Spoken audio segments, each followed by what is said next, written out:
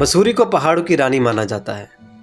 मसूरी की तलहटी में बसी नगरी दून घाटी वर्तमान में उत्तराखंड की राजधानी है। मसूरी से उतरते हुए देहरादून की पहली कॉलोनी रायपुर के नाम से जानी जाती है। यहाँ पर एक पुराना कॉन्वेंट स्कूल सेंट जोसेफ है। इस स्कूल में नंदिनी अंग्रेजी की एक टीचर थी जो स्कूल के कैंपस में अपनी 22 साल की बिटिया सारिका के साथ रहती थी। घर छोटा सा भले ही हो, लेकिन स्कूल की छुट्टी के बाद स्कूल का पूरा प्लेग्राउंड इन्हीं 8-10 टीचर्स के बच्चों का हो जाता था जो वहाँ रहती थी। सारे दिन इन टीचर्स के बच्चे वहाँ खेलते रहते थे। सारिका ने भी अपने जीवन के 18 साल वही खेल कूद कर बिताए थे। स्कूल ख़त्म करने के बाद सारिका ने देहरादून के कॉलेज में एडमिशन ले लिया और वहाँ से जर्नलिज्म की पढ़ाई पूरी की। सारिका के घर की खिड़की से स्कूल का गेट दिखता था। जर्नलिज्म का कोर्स पूरा करने के बाद सारिका ने न्यूज़ चैनल्स में अप्लाई करना शुरू कर दिया, लेकिन फ़िलहाल वो देहरादून के एक लोकल न्यूज़पेपर में काम करने लगी थी और उसकी भेजी देहरादून की न्यूज़ उस न्यूज़पेपर में छपने लगी थी। एक बार एक न्यूज़ के संबंध में सारिका की मां नंदिनी ने 10-12 लोगों को गेट के अंदर आते हुए देखा। इनमें से एक आदमी के हाथ में दुनाली बंदूक भी थी। ये लोग इन्हीं के मकान की ओर आ रहे थे। नंदिनी का दिल धड़कने लगा। थोड़ी घबराहट महसूस करते हुए उसने सारिका से कहा, सारिका, कुछ लोग हमारे मकान की ओर आ रहे हैं। जाओ तुम दूसरे कमरे में चली जाओ और दरवाजा बंद कर लेना, और जब तक मैं ना कहूँ बाहर मत आना। मैं देखती हूँ क्यों आए हैं ये लोग। इन लोगों के आगे आगे एक सफ़ेद खद्दरदारी नेता भी चल रहा था। सारिका ने भी उन लोगों को देखा और नंदिनी से कहा, माँ, तुम क्या पुलिस इंस्पेक्टर हो? ये लोग मेरे काम से संबंधित हैं और अब तो ऐसे लोग रोज़ ही आया करेंगे। तुम डर क्यों रही हो? तुम्हारी बेटी जर्नलिस्ट है। लोगों की इज्जत करना और किसी से भी ना डरना खूब सिखाया गया है। ये कहते हुए सारिका ने दरवाज़ा खोल दिया। नेटा टाइप आदमी ने बड़े अदब के साथ सारिका को नमस्ते की। मैडम, हमारा आपसे एक अनुरोध है। आज जो इंटरव्यू आपने हमारा लिया है उसको अगले हफ्ते मंडे को ही न्यूज़पेपर में दीजिएगा। कोई बात नहीं, आपका इंटरव्यू अगले हफ्ते ही न्यूज़पेपर में छाप दिया जाएगा। लेकिन इस छोटी सी बात को कहने के लिए आपने यहाँ आने की तकलीफ क्यों की? मुझे फ़ोन पे ही सूचित कर देते। कर तो देते मैडम, लेकिन आपका फ़ोन नंबर नहीं है हमारे पास, और फिर आपको मिठाई भी तो खिलानी थी। पहाड़ों की श्रेष्ठ मिठाई बाल भोग है ये। अरे, मिठाई लाने की क्या आवश्यकता थी?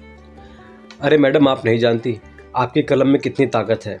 पिछले हफ्ते जो हमारी पार्टी की न्यूज़ आपने छापी थी उससे हमारी पार्टी और जनता को बहुत लाभ हुआ है। इसके बाद धन्यवाद देते हुए वो लोग बाहर चले गए। सारिका ने थोड़ा बनते हुए माँ से कहा, देखा माँ, हमारा जलवा है। मैंने एमए नहीं जर्नलिज्म की डिग्री हासिल कर ली है। अच्छा, चल चुप हो जा और ला बाल मिठाई मुझे दे दे। ये मेरी फेवरेट मिठाई है। कुछ दिनों बाद इंडिया के बेस्ट न्यूज़ चैनल कल तक से सारिका को इंटरव्यू लेटर आया। सारिका के लिए बहुत बड़ी उपलब्धि थी। इंटरव्यू लेटर में ये भी लिखा था कि आपके आने जाने का फर्स्ट क्लास का किराया भी टिकट दिखाने पर रिएम्बर्स कर दिया जाएगा। सारिका के लिए ये उससे भी अधिक गर्व की बात थी क्योंकि वह पहली बार फर्स्ट क्लास में सफ़र करने जा रही थी। सारिका ने फर्स्ट क्लास से रिजर्वेशन कराया और माँ से इजाज़त लेने लगी। सारिका बेटा, मेरा तो दिल बैठा जाता है। कैसे अकेली तू राजधानी दिल्ली में जाकर इंटरव्यू अटेंड करेगी?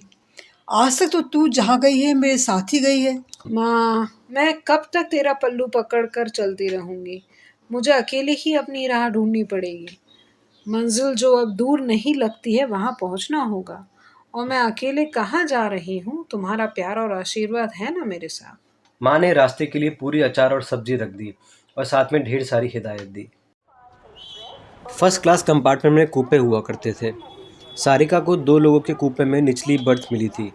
फर्स्ट क्लास में सफ़र करने का उसका यह पहला चांस था, इसलिए थोड़ी घबराहट स्वाभाविक थी। दूसरा आदमी कूपे में आया, उसे देखकर निश्चित ही सारिका की घबराहट बहुत बढ़ गई। ये एक बहुत ही रौबदार सा व्यक्ति था। उसके काफ़ी बाल सफ़ेद हो गए थे, मूँछें ऊपर को तनी हुई थी और उसकी उम्र 50-55 के दरमियान होगी। उस व्यक्ति ने शिष्टता से सारिका से पूछा, क्या मैं यहाँ बैठ सकता हूँ? मना करने का सवाल ही कहाँ था। जी, बैठिए। जब ट्रेन चलने ही वाली थी तभी एक सिपाही ने आकर उस व्यक्ति को सैल्यूट किया और 2 मिठाई के डब्बे उसको देकर बोला, सर, वो दोनों मीडिया वाले यहाँ भी आपको तलाश कर रहे थे। मुझे देख लिया तो पूछने लगे, सर कहाँ हैं? उस व्यक्ति ने घबराते हुए कहा, अरे, तुमने उन्हें यहाँ का पता तो नहीं दे दिया? अगर आ गए तो ज़िंदगी को जहन्नुम बना देंगे। मुझे तो मीडिया वाले दुश्मन जैसे लगते हैं। नहीं सर, मैंने उन्हें दूसरी तरफ का इशारा कर दिया है। सारी गाड़ी में आपको ढूंढते फिरेंगे। ठीक किया तुमने। कल मैं इसी गाड़ी से लौटूंगा, गाड़ी भेज देना। ठीक है सर। ये कहकर सिपाही चला गया। सारिका ने मनी मन सोचा कि ये व्यक्ति पुलिस अधिकारी है, जिससे उसे वैसे ही डर लगता है। सारिका को भी कल इसी गाड़ी से लौटना था, तो क्या ये आते समय भी मेरे साथ ही आएंगे? कितनी खुशी थी उसे कि वो फर्स्ट क्लास में पहली बार सफ़र करेगी, लेकिन इतने खतरनाक हमसफ़र की उसने कल्पना नहीं की थी।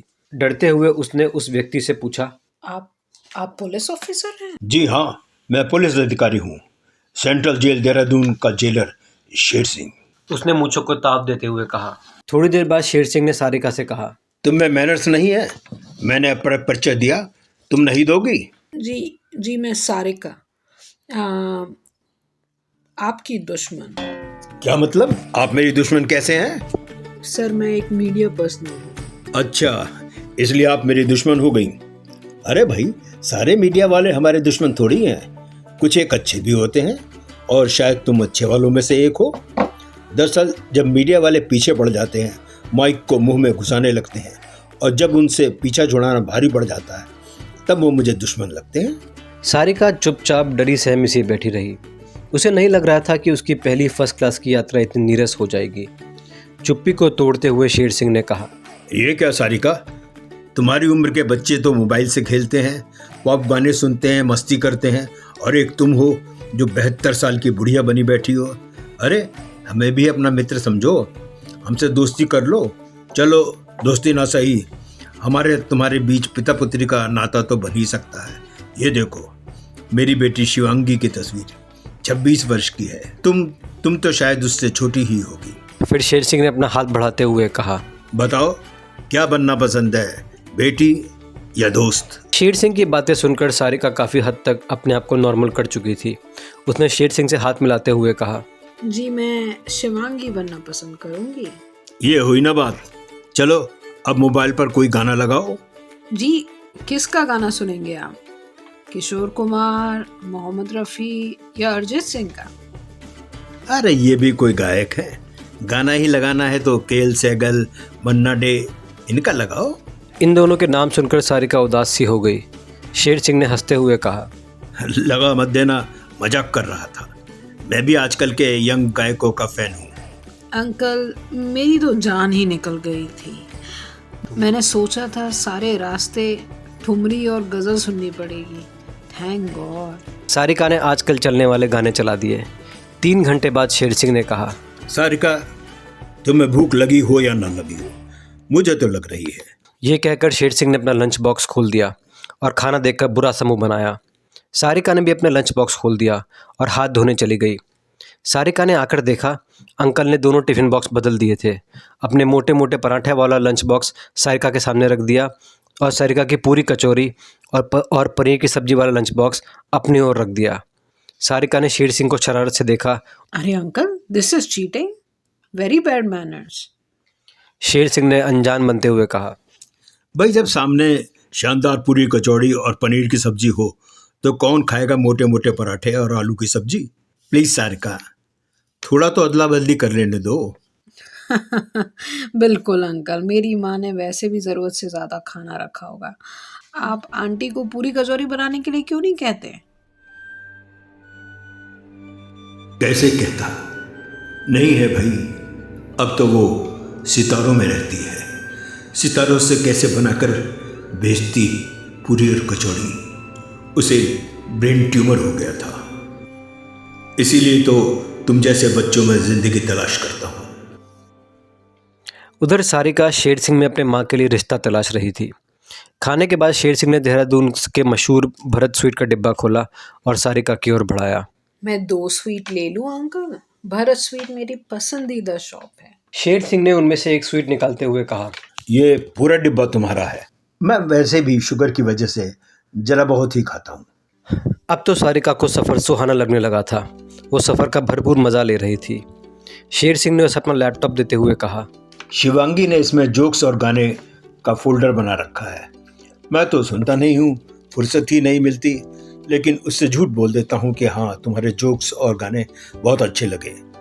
बेटा अब मैं सोने जा रहा हूँ, सुबह मुझे लेने ट्रांसपोर्ट आएगी और वो तुम्हें तुम्हारे न्यूज़ चैनल तक ड्रॉप कर देगी। मेरी शुभकामनाएं तुम्हारे साथ हैं। तुम्हारा सिलेक्शन न्यूज़ चैनल में अवश्य होगा। Thank you so much uncle. अगर आप चाहें तो नीचे की बर्थ ले लीजिए, मैं ऊपर सो जाऊंगी। अरे नहीं बेटा, अभी तो मैं यंग हूँ, मसूरी के पहाड़ों पर बिना रुके चढ़ जाता हूँ। लौटते समय भी दोनों का उसी कूपे में रिजर्वेशन था। शेर सिंह ने कहा, क्या हुआ बेटा, कैसा रहा इंटरव्यू, सिलेक्ट हो गई ना? सिलेक्ट हो गई हूँ और नहीं भी। चैनल के डायरेक्टर ने मुझसे कहा है कि आप समझ लो कि आपका सिलेक्शन हो गया है, बस तुम्हारे द्वारा लिया गया किसी का भी एक ऑफ बीट इंटरव्यू 1 महीने के अंदर भेज देना। अगर वो सभी डायरेक्टर्स को पसंद आया तो समझ लीजिए सिलेक्शन हो गया। अब मैं कहाँ से लाऊंगी ये ऑफ बीट इंटरव्यू? बेटा, तुम्हारे अंकल शेर सिंह कब कम आएंगे? कुख्यात अपराधियों के ऐसे ऐसे इंटरव्यू दिलाऊंगा कि कल तक न्यूज़ चैनल के डायरेक्टर्स तुम पर फिदा हो जाएंगे। 2 दिन बाद बुधवार को सेंट्रल जेल आ जाना, तुम्हारा काम बन जाएगा। लेकिन सर, मुझे तो अपराधियों से बहुत डर लगता है, मैं नहीं ले पाऊंगी किसी का भी इंटरव्यू। अरे कैसी बातें कर रही हो, तुम्हारे साथ मेरे स्टाफ के लोग होंगे, डरने की क्या बात है? अच्छा अंकल, एक बात बताइए, माधुरी मैम की डेथ कैसे हुई थी? आश्चर्यचकित होते हुए शेर सिंह ने पूछा। तुम मेरी वाइफ का नाम कैसे जानती हो? अंकल, कल आपने लैपटॉप दिया था ना देखने के लिए, उसी में उनकी फ़ोटो देखी और देखते ही पहचान गई, क्योंकि उन्होंने कुछ दिन सेंट जोसेफ स्कूल में मेरी माँ के साथ पढ़ाया था। बड़ी अच्छी नेचर की थी। उन्होंने एक बार मेरे बर्थडे पर मुझे एक ड्रेस भी ला के दी थी। तो इसका मतलब तो ये हुआ कि हम लोग फैमिली फ्रेंड हैं, और शायद तुम शुरू में फालतू में ही मुझसे डर रही थी। यह बात तो सच है अंकल, शुरू में सोचा ही नहीं था। पहली बार फर्स्ट क्लास में सफ़र करने जा रही थी, तभी आपको देखा। क्यों, क्या मैं बहुत डरावना लगता हूँ? अरे नहीं अंकल, मेरा ये मतलब नहीं था, सॉरी। दरअसल भारत में बचपन से ही बच्चों को पुलिस के नाम से डर लगता है ना। हाँ, ये तो तुम सही कह रही हो। चलो, बातों बातों में देहरादून आने वाला है, मैं तुम्हें घर छोड़ दूंगा और वेडनेसडे को तुम मुझसे मिलने आ रही हो। पुलिस जीप सीधे सारिका के घर जाकर रुकी। बहुत अधिक घबराकर नंदिनी ने दरवाज़ा खोला और सारिका को न देखकर घबराते हुए पूछा, जी क्या बात है? क्या सारिका यही रहती है? एक ही पल में अनेकों क्वेश्चनों का बवंडर नंदिनी को विचलित करने लगा। उसकी आंखों में आंसू आ गए। नंदिनी को इस तरह गमगीन होते हुए देख शेर सिंह से रहा नहीं गया। अरे नंदिनी जी, अपने आप को संभालिए, कुछ नहीं हुआ है उस नटखट को, बेकार आपसे शरारत कर रही है। सारिका, तुरंत गाड़ी से उतरो और मम्मा से माफ़ी मांगो। सारिका ने जीप से उतरते हुए अपनी माँ से हाथ जोड़कर माफ़ी मांगी और कहने लगी, ओ मम्मी, ये मेरे फ्रेंड हैं अंकल शमशेर सिंह।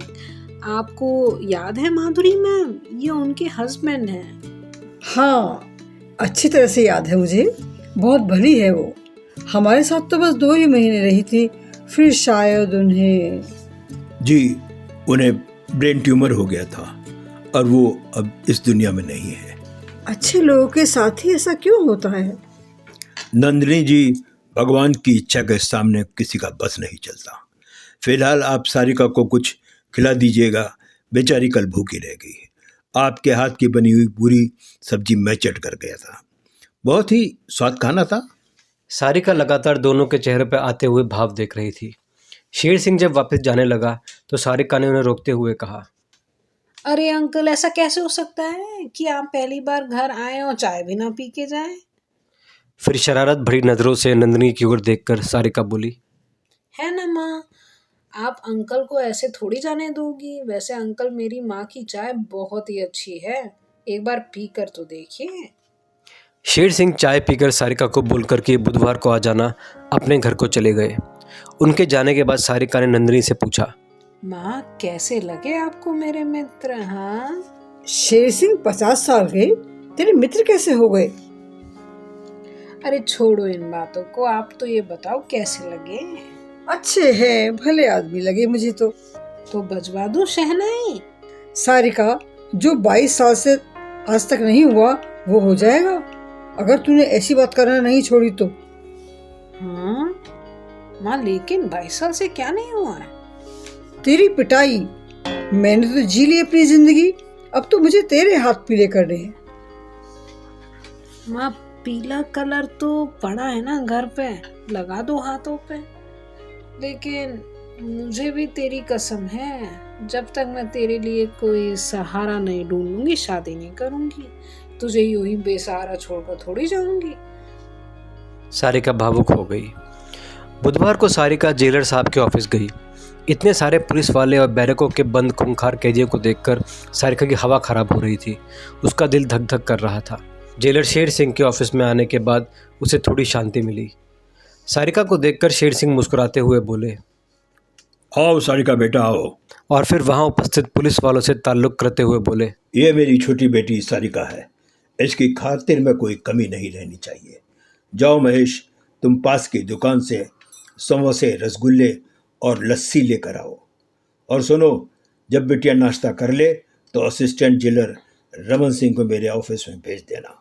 अंकल, मैं कुछ नहीं खाऊंगी, माँ ने अच्छी तरह खिला के भेजा है। प्लीज आप तो बस मेरी मुलाकात श्री रमन सिंह जी से करा दीजिए। ठीक है, तो खाना पीना बाद में कर लेंगे। जाओ महेश, रमन सिंह को मेरे ऑफिस में भेजना। रमन सिंह 24-25 साल का एक यंग अधिकारी था, जिसकी ये पहली ही पोस्टिंग थी। वो एक शानदार व्यक्तित्व का मालिक था। उसने सारिका से सवाल किया, किससे आपकी मीटिंग कराई जाए? यहाँ तो एक से एक क्रिमिनल भरे पड़े हैं।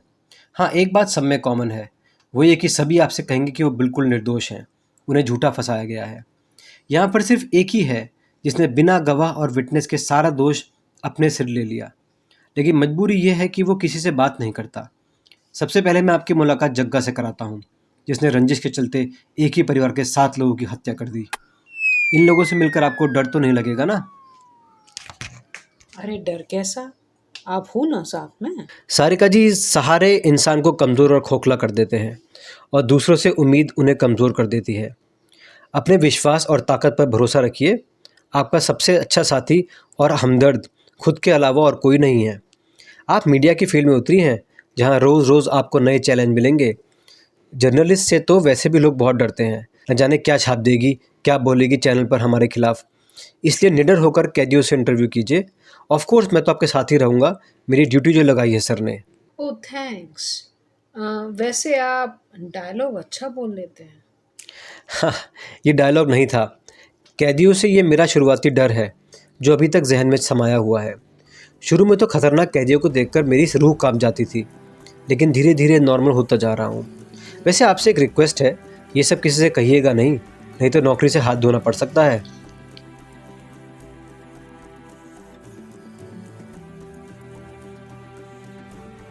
उसी समय उन्हें एक मधुर नारी स्वर सुनाई दिया। सारिका रुककर सुनने लगी।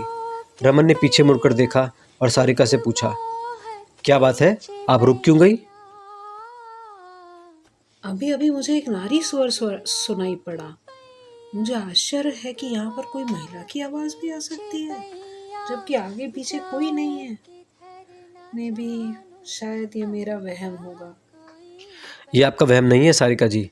महिला स्वर बैरक नंबर 116 में से आ रहा है। यही तो है बसंत की बैरक, विचित्र किंतु सत्य। लेकिन कैसे? क्या आप लोग कैदियों को जेल में मोबाइल फ़ोन प्रयोग करने देते हैं?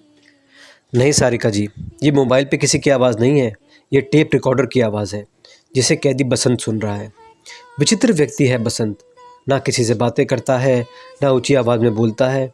दिन भर काम करने के बाद उसे जो भी समय मिलता है वो टेप सुनकर ही बिताता है। लेकिन टेप रिकॉर्डर तो जेल में अलाउ नहीं होगा ना? सही कह रही हैं आप।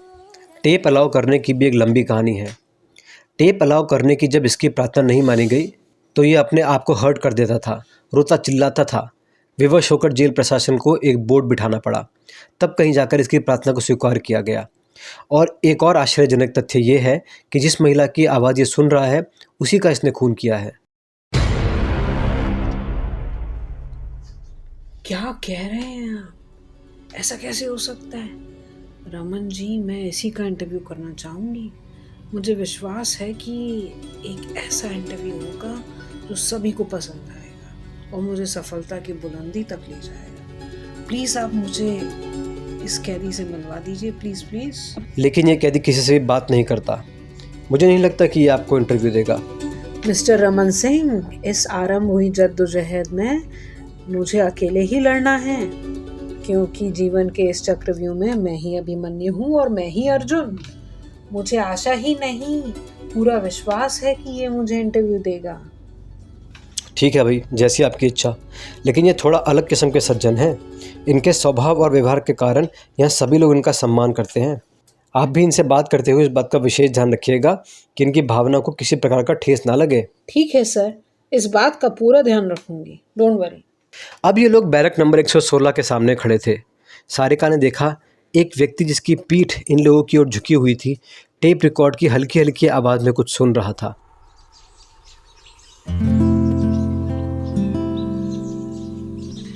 मैं कवि न था, कवि बना दिया तुमने। जब देखे कजराने नैना, पूनम जैसा मुखड़ा देखा, रक्तिम होठों की लाली ने दीवाना बना दिया मुझको। कर काँप गए चल दिया आप, जो लिखी बनी कविता सारी। कविता ना मुझे सुहाती थी, कवियों से मुझको नफरत थी। दिन रात सोचते रह के ये व्यर्थ समय को गंवाते हैं। एक शाम धारणा बदल गई, मेरे ख्याल हुए सब परिवर्तित। वो सौंधी शाम निमंत्रण की, वो शाम अनोखी उपवन की। एक प्रेम का द्वीप सुशोभित कर मेरे दुखित हृदय की पीड़ा हर मुझे सुंदर सा उपहार दिया, मेरे जीवन को नया आयाम दिया।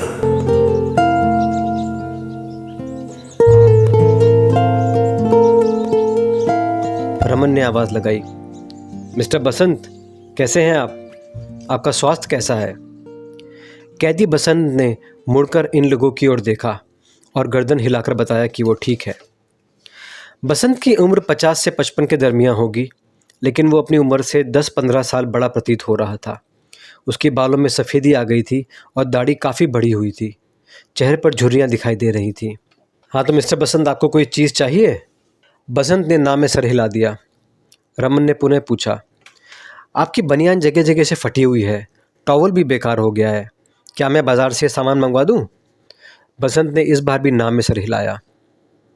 रमन ने फिर पूछा, वैसे मिस्टर बसंत, ये मिस सारिका हैं, आपसे कुछ बातें करना चाहती हैं, क्या आप इनसे बात करेंगे? पहली बार चुप्पी तोड़ते हुए बसंत ने कहा, नहीं, मुझे किसी से कोई बात नहीं करनी। बसंत के चेहरे पर उदासी छाई हुई थी। ऐसा लग रहा था जैसे उसकी सारी तमन्ना खत्म हो चुकी है और उसके अंदर जीने की कोई चाहत ही नहीं बची। कोई बात नहीं, आप आराम कीजिए, ये कल फिर आ जाएगी, हल्के से बसंत ने कहा। नहीं, इसकी कोई आवश्यकता नहीं है। रमन और सारिका लौटकर जेलर शेर सिंह के ऑफिस में आ गए। लंच टाइम हो गया था। शेर सिंह ने खाना खाने के लिए लंच बॉक्स खोला ही था। उन्होंने कहा, वाह, बड़े अच्छे समय पर आए हो तुम लोग, थोड़ा भोजन कर लो और रमन, सारिका के लिए कुछ अच्छा सा जो बिटिया को पसंद हो मंगवा दो। क्यों सर, ये भी हमारे साथ कुछ खा लेंगी? नहीं रमन, ये यहाँ का खाना नहीं खाएंगी। इनकी मम्मी बहुत अच्छा खाना बनाती हैं, हमारा खाना इनके गले से नीचे नहीं उतरेगा। अरे ऐसा क्यों कह रहे हैं दोस्त अंकल? शायद उस दिन आपको कुछ ज़्यादा ही भूख लग रही होगी, इसलिए माँ के हाथ का खाना आपको अच्छा लगा। माँ तो घी, तेल और मसाला भी बहुत कम डालती है। बेटा, यही तो खास बात है, जो स्वाद सादे खाने में है वो इस खाने में कहाँ। अच्छा ये बताओ, कैदियों का इंटरव्यू लेने में सफलता मिली आपको या नहीं? अरे अभी नहीं अंकल, लेकिन प्रयास जारी रहेगा। खाने के बाद शेर सिंह ने कहा, रमन, सारिका को उसके घर छोड़ देना। रास्ते में रमन ने सारिका से कहा, सारिका जी, आपको शेर सिंह से डर नहीं लगता? लगता है उनसे आपकी काफ़ी पक्की दोस्ती हो गई है। नहीं तो शेर सिंह ऐसा व्यक्ति है जो अपनी नाक पर मक्खी भी ना बैठने दे। कल बसंत का इंटरव्यू लेने आएंगी आप? बिल्कुल बिल्कुल आऊँगी, लेकिन आपको मेरी सहायता करनी पड़ेगी। लेकिन आप तो कुछ ऐसा कह रही थी कि जद्दोजहद में आपको अकेले ही लड़ना है, आप ही अर्जुन हैं, आप ही अभिमन्यु हैं, ऐसा कुछ? वो तो मैंने ऐसे ही कह दिया था, हाव भाव में, शायद किसी फिल्म का डायलॉग होगा। अगले दिन सुबह जाकर सारिका ने बाज़ार से कुछ खरीदारी की और फिर एक मिठाई की दुकान पर गई। ये मिठाई और कन्फेक्शनरी का बहुत बड़ा शोरूम था। जब वो मिठाई खरीद रही थी तो उसने देखा एक गरीब सी महिला अपने बेटे की सालगिरह के लिए कुछ मिठाई खरीदना चाहती है, लेकिन मिठाई इतनी महंगी थी कि वो दाम पूछकर आगे बढ़ गई थी। उसका 7 साल का बेटा जिसकी सालगिरह थी वो भी उसके साथ था। बेटा एक केक को देखकर माँ से कहने लगा, माँ ये केक खरीद लो, आज तक कभी भी आपने मेरे बर्थडे पे केक नहीं खरीदा, हर बार कहती हो कि अगली बर्थडे पे लोगी। माँ ने बच्चे को प्यार करते हुए कहा, बेटा, मैं घर से इतने पैसे लेकर आई ही नहीं हूँ। तेरी अगली सालगिरह में बड़ी धूमधाम से मनाऊंगी। उस पर केक ही नहीं और ढेर सारी चीज़ खरीदूंगी। मेरे राजा बेटा, इस बार मिठाई से ही काम चला लेते हैं। बेटा जिद करने लगा कि नहीं माँ, इस बार तो केक खरीद दो, नहीं तो मैं सालगिरह नहीं मनाऊंगा। मैं अपनी गुल्लक भी साथ लाया हूँ, इसमें से पैसे निकाल लो, पर एक बार तो मुझे केक का स्वाद चख लेने दो। माँ की बेबसी और बच्चे की ज़िद देखकर सारिका का दिल भर आया। वो शॉप के मैनेजर के पास गई और उसे अपनी मिठाई के साथ साथ केक के पैसे देते हुए धीरे से कुछ कहा। मैनेजर उस केक को पैक कराकर उस महिला को देते हुए बोले, हैप्पी बर्थडे बेटा। महिला ने कहा, सर इतने पैसे नहीं हैं मेरे पास, मैं ये केक नहीं खरीद सकती। मैनेजर ने कहा, इस केक के पैसे हमें मिल गए हैं, शायद आपके बेबस मन की पुकार भगवान ने सुन ली। महिला ने बेसब्री से पूछा, कौन है जिसने इस केक के पैसे दिए? कम से कम मुझे उसका शुक्रिया तो अदा कर लेने दीजिए। ऐसे लोग किसी परिचय के मोहताज नहीं होते, उन्होंने मना किया है, इसलिए हम आपको उनकी पहचान नहीं बता सकते। बहुत बहुत शुक्रिया देने वाले का। अब तो खुश है ना बेटा तू? माँ और बेटे की खुशियाँ देखकर सारिका की आंखें भर आईं। वो रुमाल से अपनी आंखें पोंछते हुए बाहर निकली तो किसी से टकरा गई। जिससे टकराई थी उसने कहा, वाह वाह, नेकी कर दरिया में डाल। मुझे तो मालूम ही नहीं था कि सुंदरता के साथ साथ आप एक दयालु दिल भी रखती हैं। ये और कोई नहीं, डिप्टी जेलर रमन था। सारिका ने कहा, अरे क्या आप मेरी जासूसी कर रहे हैं? अरे नहीं भाई, मैं भी मार्केट कुछ खरीदारी करने आया था। यहाँ देखा आप टॉवल, बनियान, मिठाई न जाने क्या क्या खरीद रही हैं। किसके लिए खरीद रही हैं ये सब? जी फिलहाल तो मेरा ध्यान ऑपरेशन बसंत में लगा हुआ है, उन्हीं के लिए खरीदा है ये सब। आपकी लगन देखकर लग रहा है कि आपको सफलता अवश्य मिलेगी। आप कहाँ जाएंगी, आप घर या जेल? फिलहाल तो कोई ऑटो पकड़कर घर ही जाऊंगी, फिर माँ को बताकर जेल आ जाऊंगी। चलिए तो चलिए मेरे साथ कार में, आपके ऑटो के पैसे बचवा देता हूँ। मैं भी आपकी माँ से मिल लूँगा, फिर वहाँ से जेल चलेंगे। वैसे क्या आप भी जेल में रहते हैं? नहीं, जेल जाए मेरे दुश्मन, मैं तो जेल के पास सरकारी आवास में रहता हूँ। मैं अब बस 1 महीने ही देहरादून में हूँ, फिर दिल्ली चला जाऊँगा। वहाँ सिविल सर्विसेज का इंटरव्यू देना है। क्या आप अपने जॉब से संतुष्ट नहीं हैं? नहीं, ऐसा नहीं है, लेकिन सपने देखना तो नहीं छोड़ना चाहिए। सपने देखकर ही तो हम उसके आसपास कहीं पहुँच पाते हैं। आप मेहनत कर रहे हैं तो अवश्य ही आपकी मंजिल को प्राप्त होंगे। आप जैसे भले दिल वालों की अगर दुआएं मेरे साथ रहीं तो अवश्य सफलता मिलेगी। खैर, अपनी तो कोशिश जारी है। देखिए कॉम्पिटिटिव एग्जाम से कितनी बुक्स मैं खरीद कर लाया हूँ। अरे आप पढ़ते भी हैं, मगर समय कम मिलता है, रात में या सुबह? देखिए भाई, मैं सुबह 4 बजे उठ जाता हूँ, नींबू पानी पीकर जॉगिंग करने और घूमने चला जाता हूँ। 1 घंटे बाद लगभग गोल्फ खेलता हूँ, फिर उसके बाद घर आकर 11 बजे तक पढ़ता हूँ। 11 बजे के लगभग ऑफिस आ जाता हूँ। वैसे आपका कार्यक्रम क्या रहता है?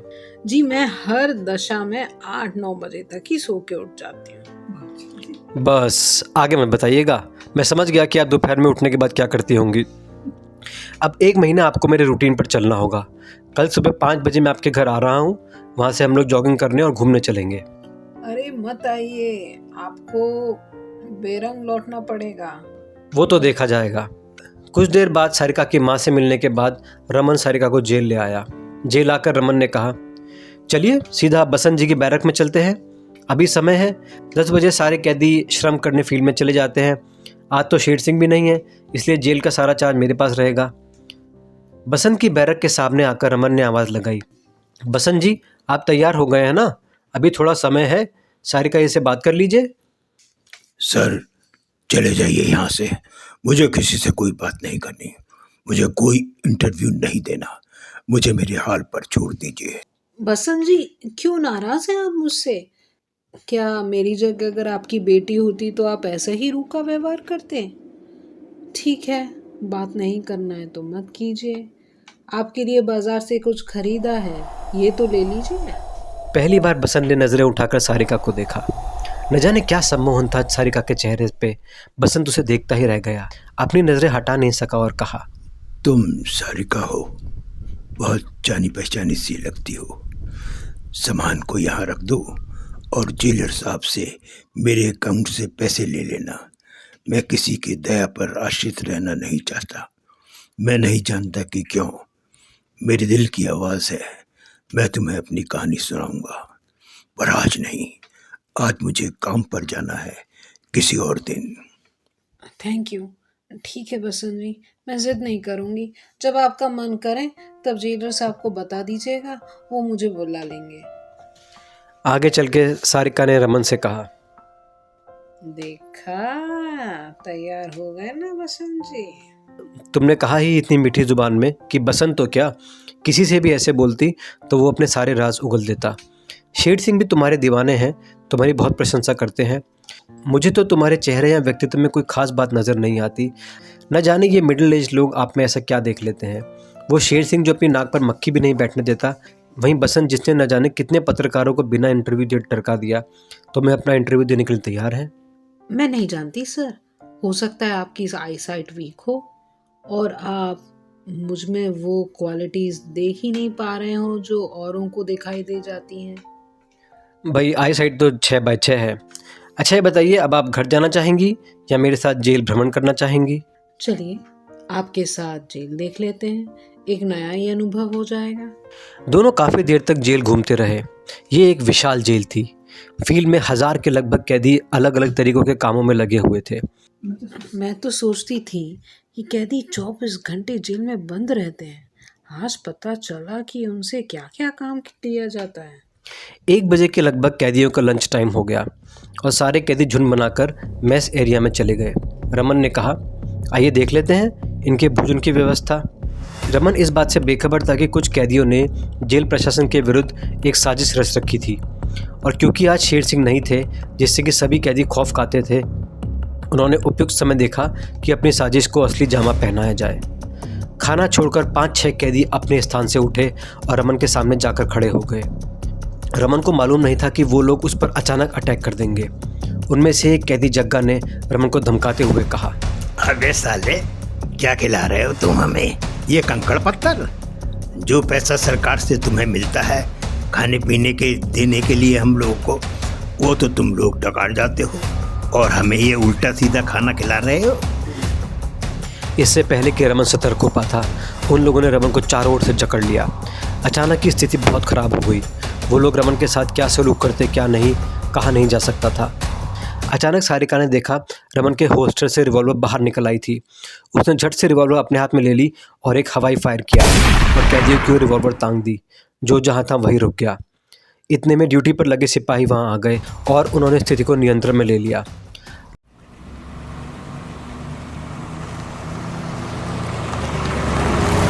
रमन सिपाहियों को आवश्यक निर्देश देकर सारिका को लेकर ऑफिस की ओर आने लगा। रास्ते में उसने कहा, सारिका, तुम जानती नहीं कि आज तुमने क्या किया है। तुमने न सिर्फ मेरी जान बचाई है बल्कि ये सिद्ध भी कर दिया कि तुम एक बहुत बहादुर लड़की हो। आज से मैं तुम्हारा फ़ैन बन गया हूँ। तुम में वो सब कुछ है जिसकी कोई कल्पना भी नहीं कर सकता। मेरी ज़्यादा प्रशंसा मत कीजिए। उस समय अचानक जो मुझे बन पड़ा मैंने किया। हाँ, माँ चाहती थी कि मैं अपनी रक्षा स्वयं कर सकूं, इसलिए उसने मुझे kung fu, karate, swimming, gymnastic, shooting, हर तरह की ट्रेनिंग दिलाई है। सारिका से हुई कुछ और मुलाकातों के बाद दोनों की नज़दीकियाँ और बढ़ गईं। एक सुबह रमन वास्तव में सारिका के घर 5 बजे पहुंच गया। नंदिनी ने उसे देखकर कहा, आओ रमन, अंदर आ जाओ, सारिका सो रही है। सारिका को जॉगिंग करने जाना था, क्या वो अभी तक उठी नहीं है?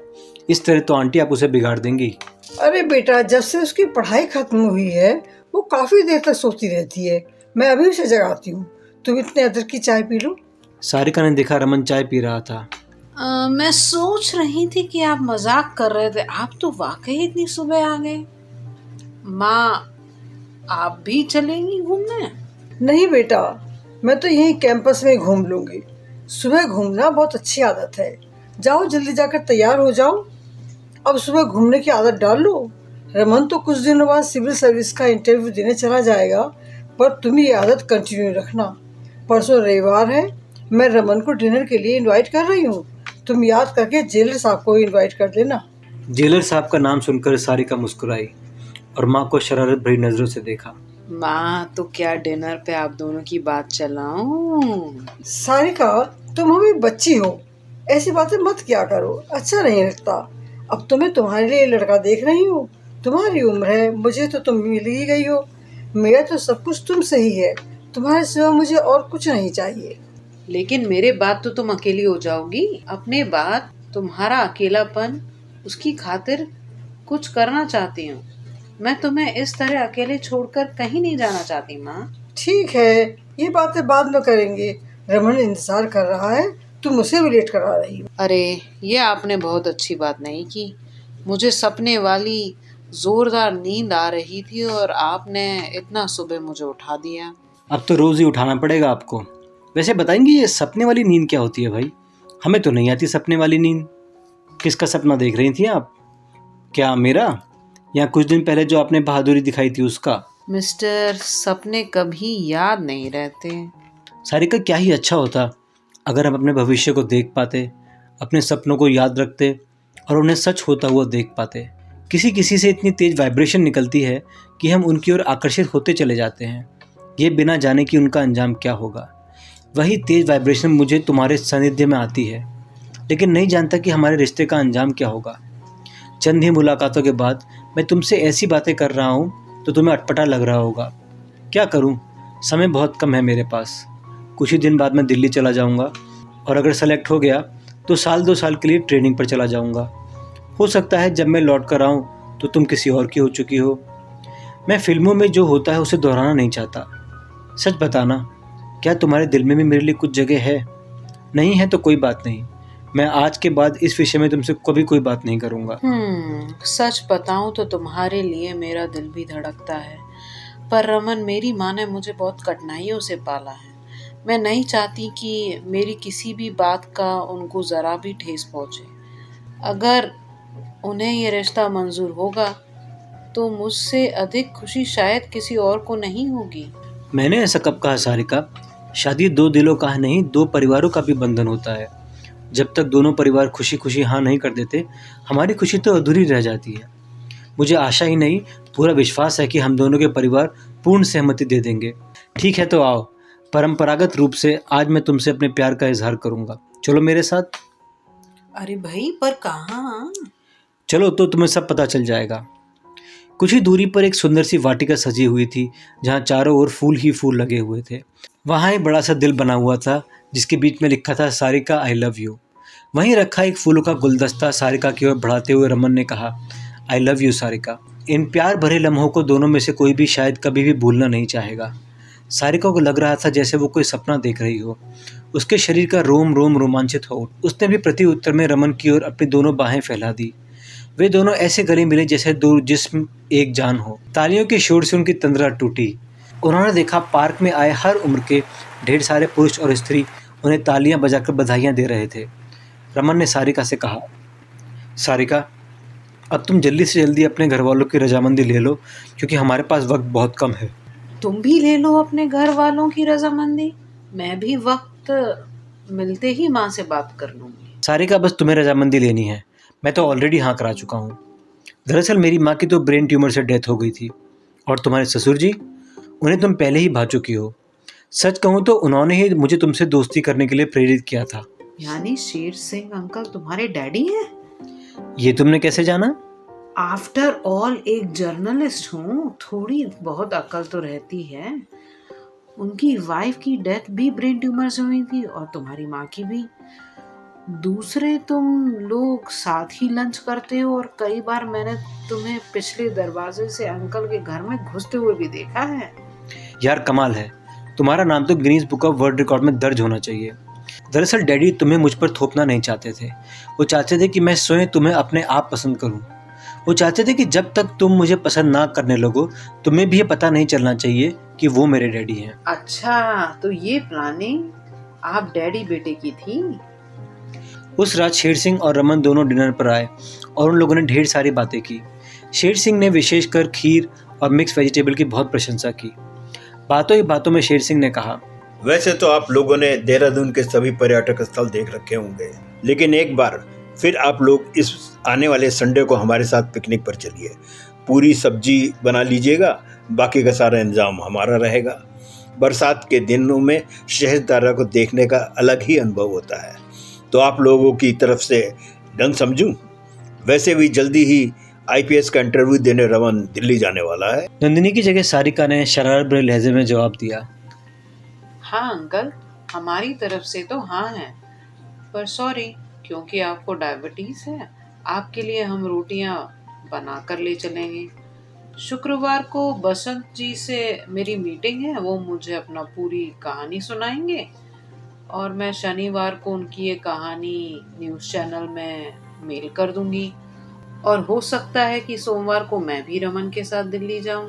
अगर सारिका बेटी रमन के साथ जाएगी तो निश्चित ही इसका सिलेक्शन सिविल सर्विसेज में हो जाएगा। शुक्रवार को रमन सारिका को जेल परिसर में बने एक कमरे में ले गया, जहां पर कुछ चेयर टेबल्स पड़ी थी। रमन ने कहा, तुम यहाँ बैठो, मैं भी बसंत को लेकर आता हूँ।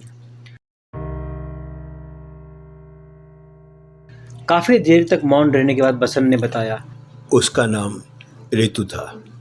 हमारी कहानी मसूरी के सुसाइड पॉइंट से शुरू हुई थी। मैंने देखा एक 20-21 साल की लड़की अपने दोनों हाथ फैलाकर सुसाइड पॉइंट से कूदने वाली है। मैं एकदम हरकत में आ गया, तेजी से दौड़ा, उसे पकड़कर पीछे खींच लिया और कहा, क्यों मरना चाहती हो? लेकिन जब मैंने उसके चेहरे को देखा तो पाया वो तो मेरी क्लास फेलो रितु थी। रितु ने बिगड़ते हुए कहा, अरे सुसाइड कौन कर रहा है? थोड़ा दिमाग खराब हो गया है क्या? मैं तो फोटो ले रही थी। ओह आई एम सॉरी, मैंने सोचा आप सुसाइड करना चाह रही हैं। चलो कोई बात नहीं, मुझे टच करने के पीछे तुम्हारी नीयत खराब नहीं थी। अब जाओ यहाँ से, क्योंकि मेरे ग्रुप की दूसरी लड़कियाँ भी आती होंगी। रितु देहरादून के एक प्रसिद्ध डॉक्टर की लड़की थी जो मसूरी में पढ़ती थी। मैं भी उसका क्लास फेलो था। मैं मसूरी से 4 किलोमीटर दूर एक छोटे से कस्बे देवपुर का रहने वाला था। मेरे पापा की एक छोटी सी डेयरी थी जहाँ वो दूध, दही, मक्खन, क्रीम का व्यापार करते थे। ठीक ठाक आमदनी हो जाती थी। बचपन से ही मैं पढ़ाई में बहुत तेज था, इसलिए पापा ने मुझे पढ़ने के लिए मसूरी के एक प्रतिष्ठित और महंगे पार्कर कॉलेज में भर्ती करा दिया। यहाँ की पढ़ाई में मैं प्रथम आने लगा। रितु अमीर होने के बावजूद भी पढ़ाई में बहुत अच्छी थी। स्पेशली उसकी इंग्लिश बहुत शानदार थी। वो क्लास में किसी को लिफ्ट नहीं देती, क्लास के गरीब लड़कों और लड़कियों को तो बिल्कुल ही नहीं। रितु देखने में बहुत सुंदर थी, लेकिन बिल्कुल एक चांद के समान, जिसे बस दूर से देखा जा सकता है, छुआ नहीं जा सकता। मैंने मिस स्कूल के ही पास पढ़ाई के लिए एक छोटा सा कमरा ले लिया था और उसी में रहता था। आने जाने के लिए एक पुराना खानदानी स्कूटर था। रितु स्कूल में एक हॉस्टल में रहती थी। हफ्ते 2 हफ्ते में जब वह घर जाती तो उसे लेने के लिए एक बहुत महंगी गाड़ी आती थी। मैं अपनी लिमिटेशन जानता था, इसलिए उससे दूर ही दूर रहता था। एक बार वो 3 दिन तबीयत खराब होने के कारण कॉलेज नहीं आई। जब आई तो लड़के और लड़कियां उसे घेर कर खड़े हो गए और उससे हालचाल पूछने लगे, लेकिन मैं अछूत की तरह अपनी सीट पर ही बैठा रहा। उसके पास जाने की हिम्मत नहीं दिखा पाया। 1-2 बार उसने मुझे देखा भी, फिर भी मैं उसके पास जाने की हिम्मत नहीं जुटा पाया। शायद मैं क्लास में सबसे गरीब रहा होऊंगा। अगले दिन इशारा करके उसने मुझे अपने पास बुलाया। मुझे लगा जैसे मुझे जन्नत मिल गई है। उसने मुझसे कहा, बीमारी के कारण मेरा काम पीछे रह गया है, मुझे तुम्हारे नोट्स चाहिए। मैंने खुशी खुशी लाकर अपनी नोटबुक उसे दे दी, पर 3 दिन तक भी उसने मुझे अपनी नोटबुक्स नहीं लौटाई। मुझे ही उसके पास जाना पड़ा। गला साफ करते हुए मैंने उससे कहा, मैडम, अगर आपका काम हो गया हो तो मुझे मेरी नोटबुक्स वापस कर दीजिए। काम तो मैंने उसी दिन पूरा कर लिया था, अभी तक तुमने वापस क्यों नहीं ली? सॉरी, शायद मैं भूल गया था। मेरे जवाब पे वो हल्का सा हंसी। वास्तव में रितु एक नकचड़ी और घमंडी लड़की थी। एक बार मैंने उससे बात करनी चाहिए तो उसने मुझे जवाब दिया, अपनी औकात वालों से बात किया करो। अगर पढ़ाई में अच्छी हो तो इसका मतलब ये नहीं है कि तुम मुझे अपना फ्रेंड ही समझ लो। लेकिन मुझे न जाने क्या होता जा रहा था। मैं उसके लिए दीवाना हो गया था। हर वक्त हर घड़ी वही मेरे जहन में समाई रहती थी। हर किसी के जीवन में एक टर्निंग पॉइंट आता है, एक अप्रत्याशित घटना जो जीवन में एक ऐसा भूचाल ला देती है जिसके कारण सब कुछ उलट पुलट हो जाता है। रोज़ सुबह सुबह ऋतु जॉगिंग करती हुई मेरे कमरे के सामने से गुजरती थी। मैं उसे रोज़ ही आते जाते देखता था। वो घूमने की शॉर्ट ड्रेस में बहुत ही स्मार्ट और सुंदर लगती थी। एक रोज़ वो मेरे कमरे के सामने से निकली। जरा ही देर बाद मुझे उसकी चीखने चिल्लाने की आवाज़ सुनाई दी। मैंने बाहर निकल कर देखा, 4 लड़के उसे ज़बरदस्ती एक कार में बैठाने का प्रयास कर रहे थे। ये चारों लड़के सैलानी थे जो मसूरी सैर सपाटा करने आए थे। मेरे कमरे में कपड़ा कूटने की एक थपकी पड़ी थी। मैं बहुत तेज़ी से उसे लेकर उन्हें ललकारता हुआ उनकी ओर दौड़ा और उन चारों से भिड़ गया। मैंने ऋतु को उनकी गिरफ्त से आज़ाद कर दिया और उससे कहा, तुम भाग जाओ। मैं सामर्थ्य से उनसे लड़ता रहा कि उनमें से एक जैक की रॉड निकाल लाया और उसने पीछे से पूरी शक्ति से मेरे सिर पर वार किया। मैं वहीं बेहोश होकर गिर गया। जब मुझे होश आया तो मैंने अपने आप को देहरादून के एक प्रतिष्ठित नर्सिंग होम में पाया। हमारे स्कूल का एक चपरासी वहाँ स्टूल पर बैठा था। मैं बोल नहीं पा रहा था। उस चपरासी ने मुझे बताया कि मैं 1 हफ्ते से बेहोश था। ऋतु ने ही मुझे नर्सिंग होम में भर्ती कराया। उसने ये भी बताया कि अक्सर शाम को ऋतु मेरा हाल चाल जानने आती है। मेरे मम्मी डैडी भी मुझे देखने आते थे। मुझे अभी भी दिमाग में सहनीय पीड़ा थी, लेकिन न जाने क्यों मैं शाम का इंतज़ार कर रहा था। एक सवाल मुझे परेशान कर रहा था कि उस दिन मेरे बेहोश होने के बाद उन लोगों ने ऋतु को परेशान तो नहीं किया। शाम के समय ऋतु आई, लेकिन वो मुझे कुछ बदली बदली सी लग रही थी। आज उसके चेहरे पे वो गरूर नहीं था, वो घमंड नहीं था। मुझे होश में आया देख वो बेहद खुशी हुई। थैंक्स गॉड, तुम्हें होश आ गया। डॉक्टर्स तो उम्मीद ही छोड़ बैठे थे। मैंने अपनी ज़िंदगी में पहली बार भगवान की पूजा की और मुझे भगवान ने उसका फल दे दिया। उस दिन तुम ना थे तो न जाने मेरे साथ कितना बुरा हो सकता था। आज मैं तुमसे कुछ बातों के लिए माफ़ी मांगना चाहती हूँ। मुझसे बोला नहीं जा रहा था। मैंने अपने फेस एक्सप्रेशन और हाथ हिलाकर उससे माफ़ी मांगने के लिए मना किया, लेकिन वो बोलती ही गई। उस दिन औकात वाली बात मैंने बहुत गलत कही थी, जिसके लिए मैं बहुत शर्मिंदा हूँ। तभी मुझे देखने के लिए डॉक्टर्स की टीम आ गई। उन्होंने मुझे देखकर कहा, अब कैसा लग रहा है? मैंने सिर हिलाकर बताया, मैं ठीक हूँ। डॉक्टर ने बताया, अभी 1-2 दिन आपको बोलने में परेशानी होगी। आप बोलिए नहीं और आराम कीजिए। आपका ठीक होना मेडिकल जगत के लिए एक चमत्कार से कम नहीं है। आपके ठीक होने में ऋतु बेटा का बहुत बड़ा हाथ है। इसने आपके लिए बहुत दौड़ धूप की है। ये इन्हीं के पापा का नर्सिंग होम है। इन लोग के जाने के बाद मेरे मम्मी पापा आए। मम्मी मुझे होश में देखकर रोने लगी। मेरे पापा बहुत हिम्मत वाले और मजाकिया किस्म के हैं। उन्होंने मम्मी से कहा, अरे भगवान, जब बसंत होश में आ गया तो तू रो रही है, क्या ये चाहती है कि ये होश में ना आए?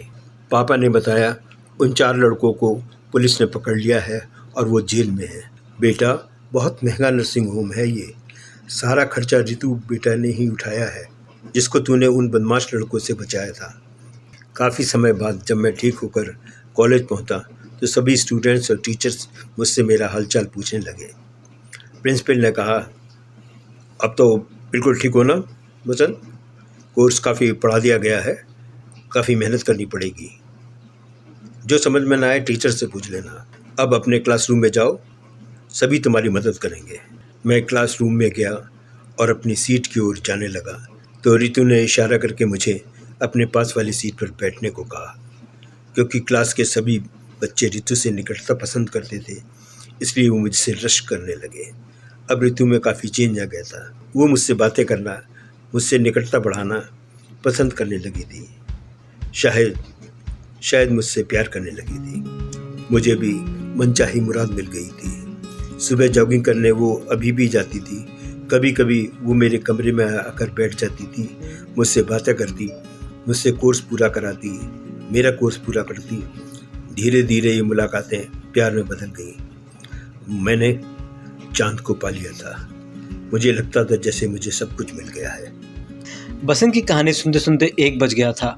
उन दोनों को ही भूख लगाई थी, इसीलिए सारिका ने कहा, आपको भूख लगी होगी, बाकी कहानी फिर सुन लेंगे। अब आप खाना खा लीजिए, आराम कीजिए, मैं फिर आ जाऊंगा। संडे को वो लोग पिकनिक पर गए। उन्होंने बुद्धा टेम्पल, शिखर फॉल और जू देखा। राजाजी नेशनल पार्क देखने का समय नहीं था, इसलिए वो लोग लंच करके सहस्त्रधारा देखने चले गए। आसमान में बादल छाए हुए थे, हल्की हल्की फुहारें पड़ रही थी और उस पर से आसमान में गिरता नेचुरल झरना, जिसके नीचे वो लोग आधा घंटे तक नहाते रहे। वर्षा अब तेज होने लगी थी, इसलिए वो लोग तेज़ी से जोंगा जीप की ओर भागे और तेज़ी से देहरादून की ओर चल दिए। लेकिन अब तक बरसात बहुत तेज़ हो गई थी। रास्ते में 1-2 जगह ऐसी भी थी जहाँ पर पथरीले रास्ते में जीप को निकलना होता है। वहाँ से बरसाती नदियों का पानी भी बहता रहता है। अचानक एक जगह इंजन में कुछ खराबी आ गई और उनकी जीप पथरीले रास्ते के बीच में ही रुक गई। शेर सिंह ने जीप का बोनट खोल दिया और रमन क्या खराबी है उसे तलाश करने लगा। उन लोगों का ध्यान जीप की ओर ही केंद्रित था। अचानक उन्हें नंदिनी की चीखने की आवाज़ आई। वो काफ़ी हैरत में थी और चीख रही थी, अरे वो देखो, वो देखो। उन लोगों ने उस ओर देखा। उनका भी दिल धड़कने लगा। उन्हें लगा वो एक भारी मुसीबत में फंसने जा रहे हैं। उस ओर से बरसाती नदी की 6 फुट ऊंची दीवार उछलती कूदती गर्जना करती उन लोगों की ओर दौड़ी चली आ रही थी। दूर तक रास्ते में छोटे छोटे पत्थर पड़े हुए थे। शेर सिंह और रमन ने फुर्ती से नंदिनी और सारिका का हाथ पकड़ा और तेजी से किनारे की ओर भागे। पत्थरों में से एक जगह लड़खड़ाकर नंदिनी गिर गई। तुरंत शेर सिंह ने नंदिनी को गोद में उठाया और किनारे की ओर भागा। किनारे के छोर पे आते ही उन्होंने देखा कि चारों ओर सैलाब ही सैलाब था। वो सभी बाल बाल बचे थे, फिर भी उन लोगों के घुटनों तक पानी आ गया था। किनारे पर आकर उन्होंने चैन की सांस ली। शेर सिंह काफ़ी शक्तिशाली थे, फिर भी हाँफ रहे थे। नंदिनी को नीचे उतारते हुए उन्होंने कहा, नंदिनी जी, आपने आज हम सभी की जान बचाई है। अगर आप समय से ना बताती तो हम लोग सैलाब में बह गए होते। अब क्या करेंगे हम लोग? हमारी जीप तो डूब गई है। मैडम, ये पहाड़ी नदी है। अभी आप 5 मिनट बाद ही देखिएगा, पानी का नामो निशान नहीं रहेगा। पिकनिक पर आए हैं हम, इन सब चीज़ों का आनंद लीजिए। उन्होंने देखा थोड़ी देर में ज़रा सा पानी रह गया। शेर सिंह ने कहा, अब देखते हैं कि जीप की क्या पोजीशन है। सारिका भी उन लोगों के साथ गई। उसने देखा जीप ढेर सारे पत्थरों से भर गई थी। जीप का वहाँ से चलना तो क्या, हिलना भी बड़ा मुश्किल था। शेर सिंह ने कहा, सारिका घबराओ नहीं, मैं भी जेल को फ़ोन करता हूँ और दूसरी गाड़ी मंगा लेता हूँ और यहाँ के लोकल लोगों की मदद से जीप को भी बाहर निकलवा देता हूँ। 5-6 राहगीर मिल भी गए, लेकिन क्योंकि जीप के चारों ओर पत्थर ही पत्थर थे, जीप टस से मस नहीं हो रही थी। एक महावत उधर से अपने हाथी को लेकर आया। राहगीरों ने कहा, सर इस हाथी वाले से बात कर लीजिए, ये हाथी ही जीप को किनारे तक ले जा सकता है। महावत से बात की गई और वो 500 के लालच में उनकी मदद करने को तैयार हो गया। उनकी जीप को उसने रस्सी से बांधा और हाथी के ऊपर बैठकर हाथी को आगे चलने के लिए कहा। हाथी की कोशिश भी बेकार प्रतीत हो रही थी। जीप चारों ओर पड़े पत्थरों के कारण हिल भी नहीं पा रही थी। महावत ने नीचे उतरकर उनसे कहा, सरकार, अगर आपको जीप बाहर निकलवानी है तो 3 गुड़ की बेली ले आइए। हाथी भूखा है, इसलिए जोर नहीं लगा रहा है। सारिका को ये सब खेल सा लग रहा था। उसे इस सब में बड़ा मज़ा आ रहा था। वो रमन के साथ गुड़ की भेली लेने चली गई। शेर सिंह ने नंदिनी को ढाढ़स बंधाते हुए कहा, आप बिल्कुल परेशान मत होइए, थोड़ी ही देर में जेल से जीप आ जाएगी और हम लोग यहाँ से चलेंगे। शायद तब तक जोंगा भी बाहर निकल आए। नहीं, मैं बिल्कुल भी परेशान नहीं हूँ।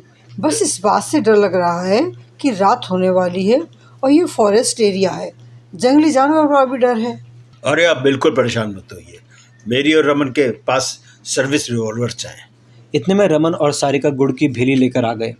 महावत ने कुछ दूरी पर भेलियों को रखा और उन लोगों से कहा, आप तमाशा देखिए। महावत ने हाथ के निशाने से हाथी को गुड़ की भेलियाँ दिखाई। हाथी में पूरा जोश आ गया। वो पूरी ताकत लगाकर भेली की तरफ भागा।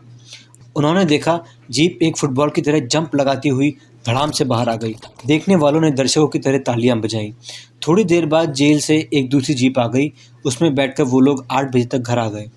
शेर सिंह ने माफ़ी मांगते हुए कहा, मुझे अफसोस है कि जीप के सैलाब में फंस जाने के कारण आप लोग को बहुत असुविधा हुई है। कैसी बात कर रहे हैं अंकल? ये पिकनिक तो मुझे अपनी पूरी ज़िंदगी याद रहेगी। मैंने तो खूब एंजॉय किया है। सच में आज मज़ा आ गया। जब वह सैलाब आ रहा था तो हमारी 100 मीटर की रेस हाथी का भेली के लालच में गाड़ी फुटबॉल की तरह खींच लेना मैं कभी नहीं भूल पाऊंगी। रमन ने कहा, क्या कल मेरे साथ दिल्ली चल रही हैं आप? नहीं, अभी तो बसंत जी की कहानी अधूरी है।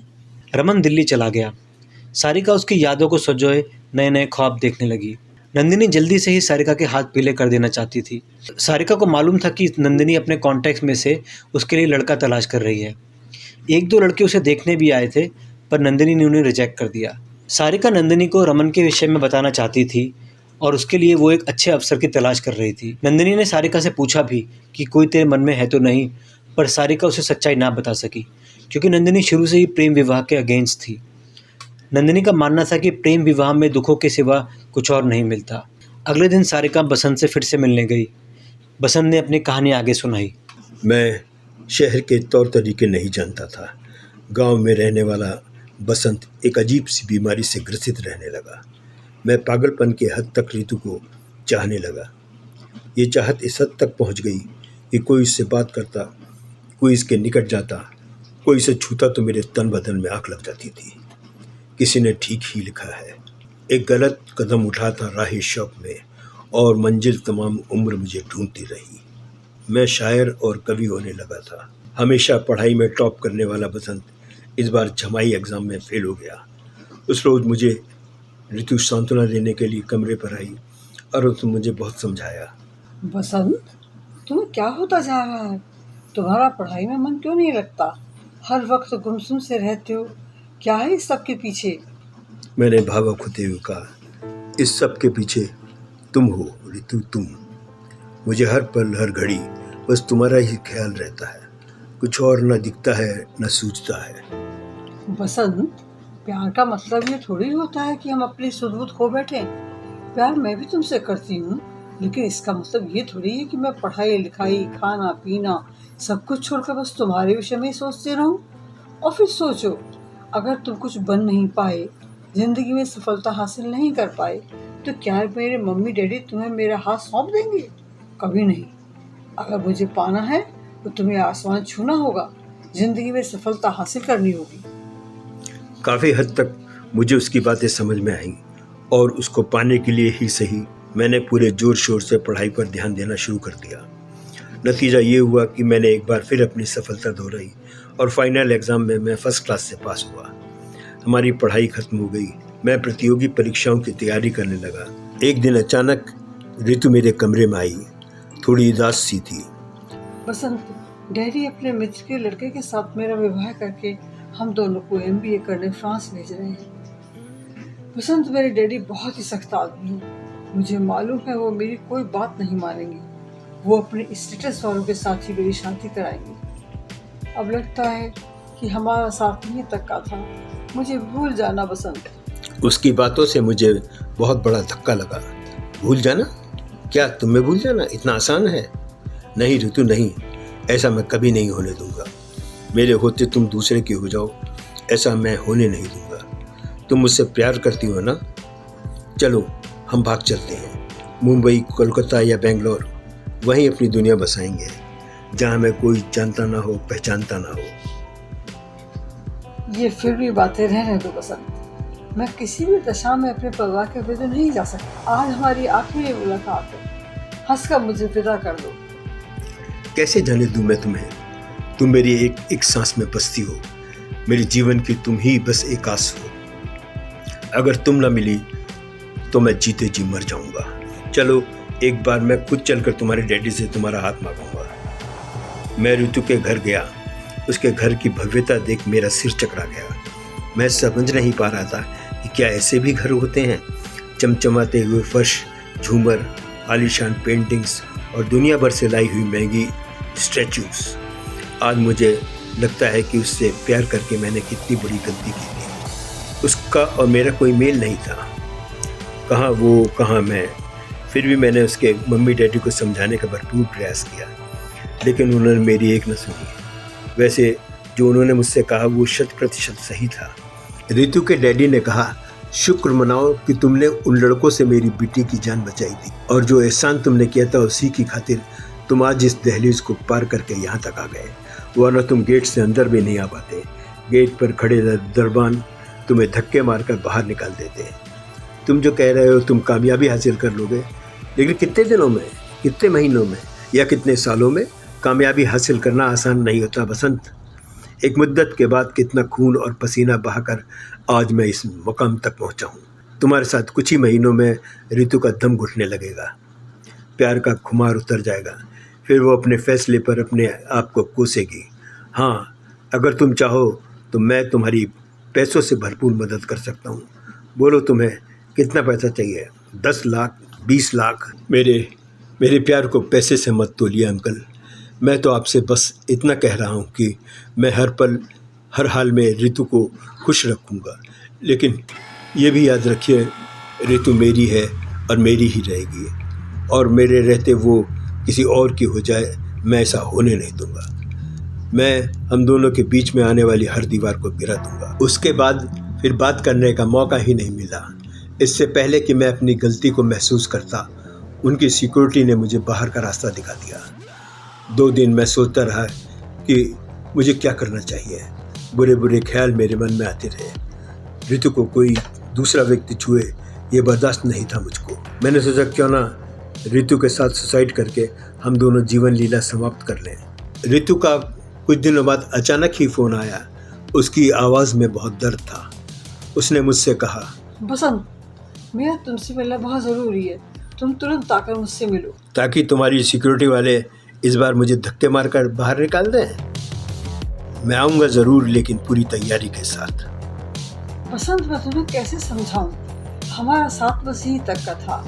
तुम मुझसे अगर थोड़ा सा भी प्यार करते हो तो तुम्हें मेरी कसम, मुझे भूल जाओ। अपनी कसम दिलाकर मेरे पैरों में बेड़ियां मत डालो। तुम्हारी कसम को मैं टाल नहीं सकता। वादा नहीं, प्रयास करूँगा। तुम मुझसे क्यों मिलना चाहती हो?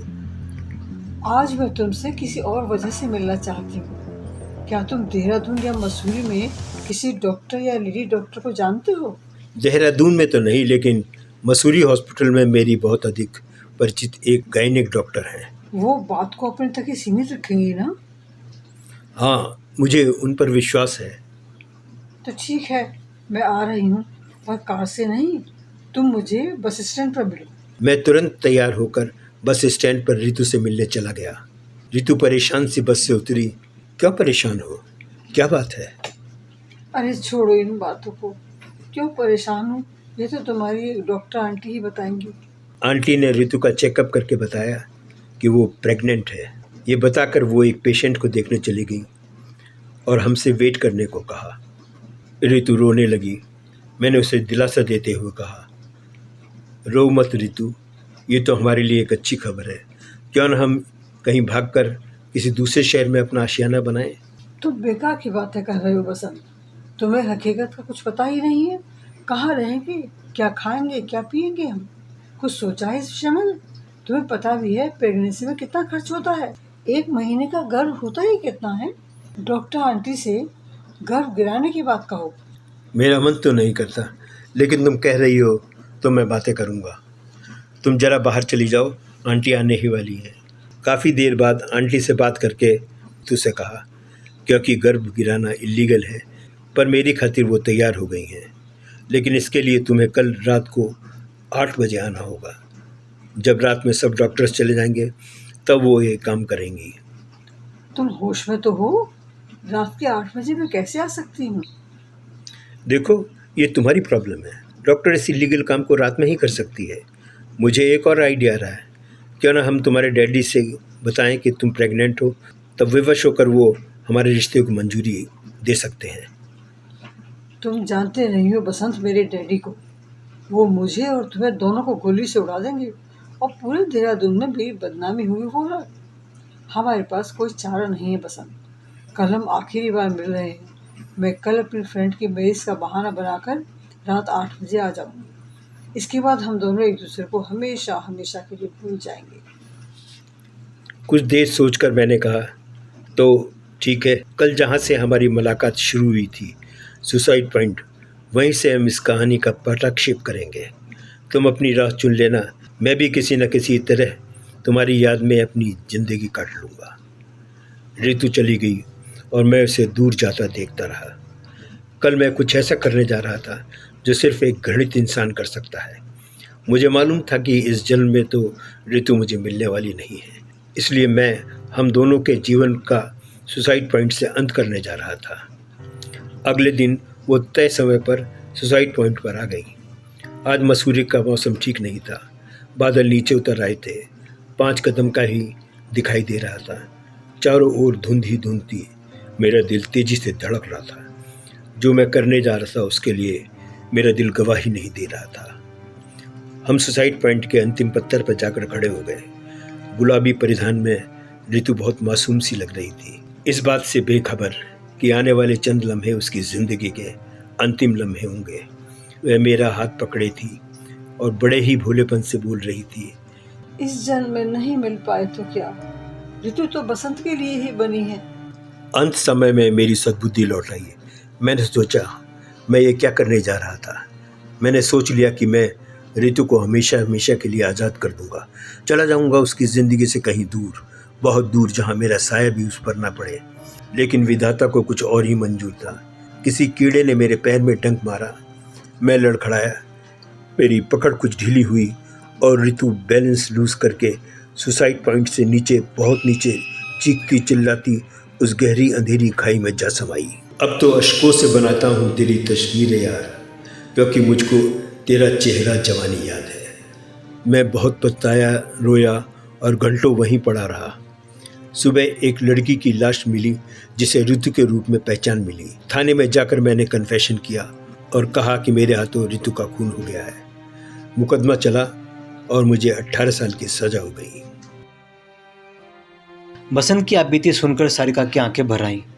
उसने पूछा, और वो टेप? जब ऋतु कमरे में आती थी तो अक्सर ही मैं उसकी आवाज़ टेप कर लिया करता था और उसके जाने के बाद दीवाना होकर टेप सुना करता था।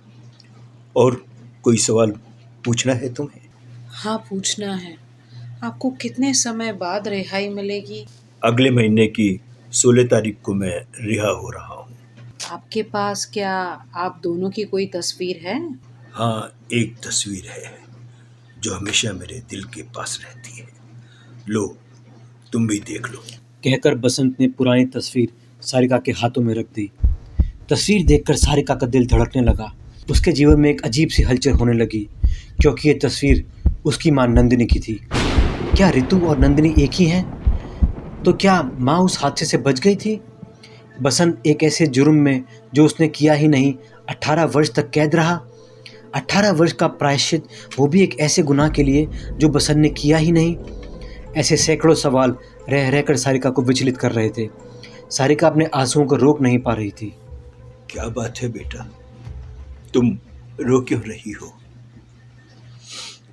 आपकी कहानी सुनकर आंखें भर आई बाबूजी। सारिका ने घर जाकर माँ से पूछा, माँ, तुमने आज तक अपने अतीत के बारे में मुझे क्यों नहीं बताया? मेरे बाबूजी कौन थे और क्या करते थे? तुमने हमेशा मुझसे छुपाया है। अब मैं बड़ी हो गई हूँ, कोई पूछे तो मैं क्या जवाब दूंगी? क्या मैं एक नाजायज संतान हूँ? अपने बीते हुए कल के पन्ने खोलकर मुझे कुछ तो बताओ। तुम क्यों जानना चाहती हो? मेरे प्यार में कोई कमी है क्या? क्या मैंने तुम्हें कभी बाप के प्यार की कमी महसूस होने दी? मैंने बताया तो, तुम्हारे बाबूजी की बचपन में ही मृत्यु हो गई थी। अचानक सारिका ने पुकारा। ऋतु माँ, झूठ मत बोलो। अपना असल नाम सुनकर नंदिनी हैरत में पड़ गई। नंदिनी ने हकलाते हुए पूछा, ऋतु? कौन ऋतु? क्या तुम किसी ऋतु को नहीं जानती? वो ऋतु जो देहरादून के मशहूर डॉक्टर दिनेश मेहरा की बेटी थी, वो ऋतु जो पार्कर कॉलेज में पढ़ती थी, और वो ऋतु जिसने मसूरी की सुसाइड पॉइंट से धक्का दे दिया गया था। नहीं नहीं, ये गलत है। मुझे किसी ने धक्का नहीं दिया था। तो क्या हुआ था माँ? तुम ही ऋतु हो ना? मुझे अपनी दास्तां सुनाओ ना। तुम पहले ये बताओ कि तुम्हें ये सब कैसे मालूम हुआ? माँ, तुम्हारी बेटी जर्नलिस्ट है। पुराने अखबार, पुरानी न्यूज़ सब मेरी पहुंच में है। मुझे सुनाओ, क्या हुआ था? बस मुझे तुम्हें इतना बताना है कि मुझे किसी ने धक्का नहीं दिया था। मैं अचानक ही गिर गई थी, लेकिन मैं सीधे जल प्रवाह में जाकर गिरी और बेहोश हो गई। वही एक महात्मा की कुटिया थी, उन्होंने मुझे चट्टान पर बेहोश पड़े पाया। वो मुझे अपनी कुटिया में ले गए। मेरे हाथ पैरों में फ्रैक्चर थे, मुझे पिछला कुछ याद नहीं था। महात्मा जी ने ही मेरी देखभाल की। पहले की तरह ही चलने फिरने और पूरी तरह से याददाश्त वापस आने में 3 साढ़े 3 साल लग गए। उनकी कुटिया में ही तेरा जन्म हुआ। महात्मा जी ने मेरा नाम नंदिनी रखा था। महात्मा जी की मृत्यु होने के बाद में मैं मेहरा मेंशन गई, लेकिन डैडी मम्मी सारी प्रॉपर्टी बेचकर फ्रांस में सेटल हो गए थे। सेंट जोसेफ स्कूल में मेरी नौकरी लग गई और तब से हम और तुम यहाँ हैं। उस लड़के बसंत का क्या हुआ माँ? उसे तलाश नहीं किया? अरे क्या था बेटा, बहुत तलाश किया, लेकिन उसका कुछ पता ही नहीं चला। अब तू गड़े मुर्दे उखाड़ना बंद भी करेगी। तेरा मनपसंद पुलाव बनाया है, हाथ मुंह धोकर डाइनिंग टेबल पर आ जा, मैं खाना लगा रही हूँ। कल तुम्हें दिल्ली से एक लड़के वाले देखने आएंगे, इसलिए कल का कोई प्रोग्राम मत बनाना। लड़का विवेक मल्टीनेशनल कंपनी में एग्जीक्यूटिव है और तुम्हारी भार्गव आंटी के जानने वाले हैं। वो बता रही थी कि विवेक बहुत अच्छा लड़का है, कोई ऐब नहीं है उसमें, बहुत पैसे वाला है, लेकिन डाउन टू अर्थ है। माँ, तुम्हें इतनी जल्दी क्या है?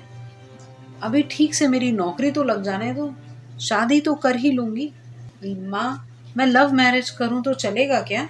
भूल के भी नहीं बेटा, मैंने हमेशा लव मैरिज का परिणाम गलत होते हुए देखे हैं। मैं खुद इसकी जीती जागती उदाहरण हूँ। बेटा चाहे कुछ भी हो जाए, पर लव मैरिज नहीं करना, ना मैं इसकी इजाज़त दूंगी तुम्हें। मैं तो तुम्हें छेड़ रही थी। मेरा चेहरा कहीं से लव मैरिज लायक लगता है क्या? अरे ये बात छोड़ दे, तू तो करोड़ों में एक है। जब से रमन गया था उससे बात नहीं हुई थी, इसलिए सारिका ने रमन को फ़ोन लगाया। हेलो रमन, तुम तो दिल्ली जाकर हम लोगों को भूल ही गए। और सुनाओ, कैसी चल रही है प्रिपरेशन? कब होगी मुलाकात? रमन ने शायरी करते हुए कहा, सारिका मुलाकात चाहे जब भी हो, लेकिन अपनेपन का एहसास हर पल, हर घड़ी, हर लम्हा होना चाहिए। रमन, ऐसा करो कि तुम वापस आ जाओ। लगता है तुम पढ़ नहीं रहे हो, शेरो शायरी में लग गए हो। माँ यहाँ रोज रिश्ते पे रिश्ते दिखा रही हैं और तुम वहाँ दिल्ली में लड़कियों से रोमांस में लगे हुए हो। सारिका, जब किसी के पास ट्रम्प का इक्का हो तो वो वजीर, बेगम, बादशाह में रुचि नहीं लेता। जो भी लोग तुम्हें देखने आ रहे हैं उन्हें बता देना कि रमन हर समय अपने पास लोडेड रिवॉल्वर रखता है। सही कह रहे हो। यहाँ बसंत जी ने अपनी पूरी कहानी सुना दी और उसी को कंपाइल कर रही हूँ। जल्दी ही उनकी कहानी लेकर दिल्ली आऊंगी। लेकिन सारिका को जिस बात का डर था वही हुआ। दिल्ली से भार्गव आंटी की बताई हुई पार्टी रिश्ते के लिए आई। विवेक ने सारिका को पसंद कर लिया और सारिका के बहुत मना करने पर भी वो लोग रोकना करके चले गए। सारिका का दिल अंदर ही अंदर रो रहा था, लेकिन वो अपनी माँ को दुख नहीं पहुँचाना चाहती थी। अगले दिन सारिका एक बार्बर को साथ में लेकर बसंत की बढ़ी हुई दाढ़ी और बालों को कटवाने जेल गई। उसने बसंत को बताया कि वो शादी करने जा रही है और बसंत को हर दिशा में उसे आशीर्वाद देने आना होगा। बसंत ने बताया कि उसका किसी भी दृष्टिकोण से शादी में आना उचित नहीं है, क्योंकि वो सजा याफ्ता मुजरिम है। अगर आप मुझे आशीर्वाद देने नहीं आएंगे तो मैं किसी दशा में भी शादी नहीं करूंगी। आप ही मेरा कन्यादान करेंगे। सारिका ने भावुक होते हुए कहा। बसंत आवाज़ लगाता रह गया, पर सारिका ने पीछे मुड़कर नहीं देखा। वो शेर सिंह से मिलने उनके ऑफिस आ गई। शेर सिंह ने नोटिस किया कि सारिका कुछ बुझी बुझी सी है। क्या बात है सारिका, इतनी उदास क्यों हो? नहीं तो अंकल, मैं तो बहुत खुश हूँ। माँ ने मेरी शादी विवेक से तय कर दी है। क्या? विवेक एक बहुराष्ट्रीय इंडस्ट्री में एग्जीक्यूटिव है।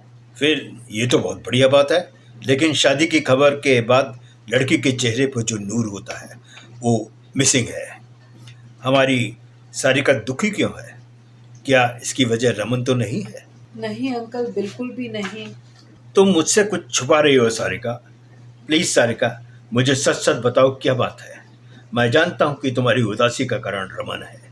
रमन अपने और तुम्हारे विषय में मुझे सब कुछ बता चुका है। बताओ क्या है तुम्हारी उदासी का कारण? नहीं अंकल, मैं रमन के लायक नहीं हूँ और नहीं मैं उसके प्यार के लायक हूँ। क्या क्या तुमने रमन से कभी प्यार नहीं किया? देखो, छुपाना नहीं, मैं सब कुछ ठीक करने की काबिलियत रखता हूँ। रमन ने कुछ कहा है क्या? नहीं अंकल, रमन बहुत अच्छा है। मैंने रमन से बहुत प्यार किया है।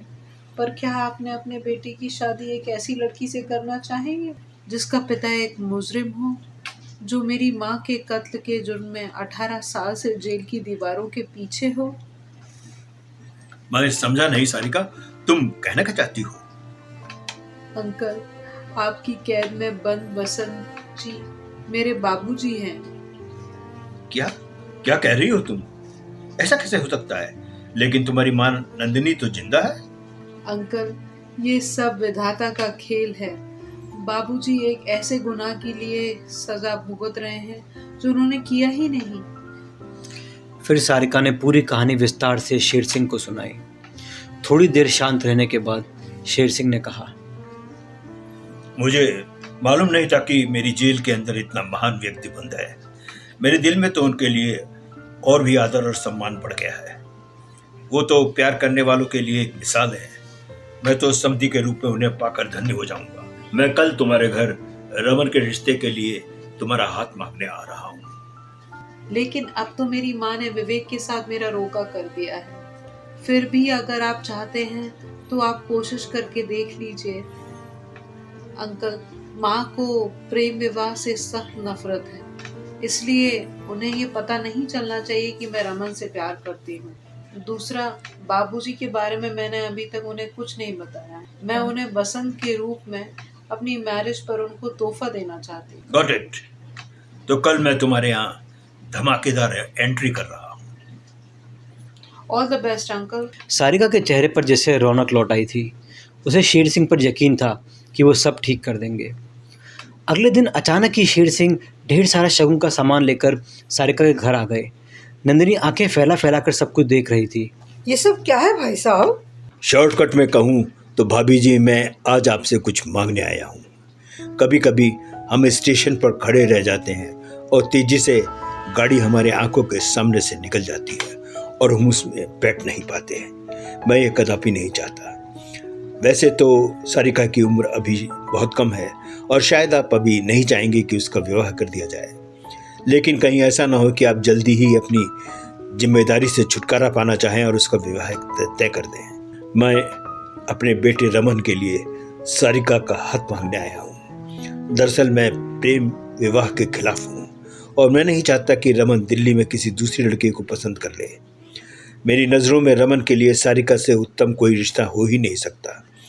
मुझे आशा ही नहीं, पूरा विश्वास है कि आप इस रिश्ते को ना नहीं कहेंगी। ये क्या कह रहे हैं भाई साहब? रमन से अच्छा लड़का तो उसे मिल ही नहीं सकता, लेकिन मुझे पता नहीं था कि आप बड़े लोग सारिका बिटिया को पसंद करेंगे। पर क्या करूं, कल ही मैंने सारिका का रिश्ता दिल्ली के विवेक के साथ में तय कर दिया है। शेर सिंह ने एक्टिंग करते हुए कहा, क्या क्या क्या कह रही हैं भाभी जी? आपने रिश्ता तय कर दिया? हमें बिना बताए, बिना पूछे? इतना बेगाना समझ लिया हमें? आपने हम लोगों को बताया तक नहीं? ऐसा नहीं हो सकता। क्या विवेक रमन से ज़्यादा हैंडसम है और काबिल है? क्या आप ये चाहती है कि रमन दिल्ली में किसी आवारा लड़की को पसंद करके उसके साथ फेरे ले ले? जरा सारिका बेटी को बुलाइए। क्या विवेक से वो लव मैरिज करने जा रही है? अरे नहीं भाई साहब, लव मैरिज के तो मैं सख्त खिलाफ हूँ। वाह भाभी जी वाह, हम दोनों की पसंद कितनी मिलती है। तो आपने विवेक के साथ सारिका की लव मैरिज को क्यों स्वीकार किया? उसी समय गेट से रमन ने प्रवेश किया और उसने नंदिनी को नमस्ते की और शेर सिंह से पूछा, डैडी, अचानक आपने मुझे क्यों बुलाया? तेरी शादी सारिका से तय जो करनी है। कौन सारिका? अच्छा, समझ गया। लेकिन डैडी, आपको तो पता है कि मैं अरेंज मैरिज में विश्वास नहीं करता। जिस लड़की को हम जानते नहीं, जिसकी पसंद नापसंद उसके विषय में कुछ जानते ना हो, तो कैसे उससे विवाह कर सकते हैं? क्या सारिका की तरफ से भी हाँ है? तुम बैठो, उसको भी बुला रखा है, उससे भी मालूम कर लेंगे। नंदिनी समझ नहीं पा रही थी कि ये सब क्या हो रहा है। तभी सारिका भी आ गई और आश्चर्य करती हुई बोली, अरे आप लोग, रमन, क्या आपका इंटरव्यू हो गया? नहीं, अभी नहीं, अगले वीक है। मुझे तो डैडी ने बुलाया था। शेर सिंह ने सारिका से कहा, सारिका, क्या तुम्हें रमन बेटा पसंद है? अंकल, जो मेरी माँ को पसंद हो वो ही मेरी पसंद है। माँ ने मेरी एंगेजमेंट विवेक के साथ की है, तो क्या है कि वो रमन जितना हैंडसम नहीं और स्मार्ट नहीं है। मेरी माँ जो मेरे लिए करेगी वो अच्छा ही करेगी। नंदिनी ने बीच में हस्तक्षेप करते हुए कहा। भाई साहब, मैं मानती हूँ कि रमन का रिश्ता अगर पहले आया होता तो मैं उसी को वरीयता देती, लेकिन अब कुछ किया भी नहीं जा सकता। सारिका का रिश्ता हम कर चुके हैं, और वैसे भी रमन तो लव मैरिज में ही विश्वास करता है। अरे भाभी जी, रमन की लव मैरिज की तो ऐसी की तैसी, हम उससे ज़्यादा एक्सपीरियंस्ड हैं। उसका भला बुरा हम उससे बेहतर जानते हैं।